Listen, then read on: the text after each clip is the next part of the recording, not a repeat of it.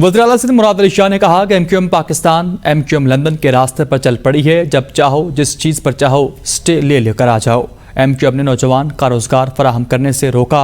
अदालत की हिदायत पर हमने भर्तियों के लिए एक सिस्टम बनाया है। कराची हमारा नहीं तो फिर अवाम ने हमारे मेयर को मुंतखब क्यों किया।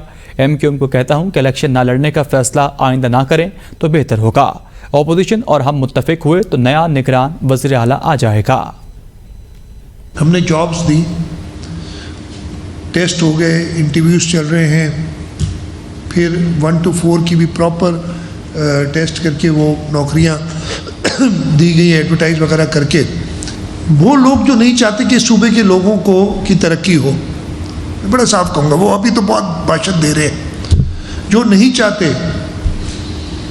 और ये भी वो जो पहली माइंडसेट थी ना, अल्ताफ़ हुसैन वाली माइंडसेट,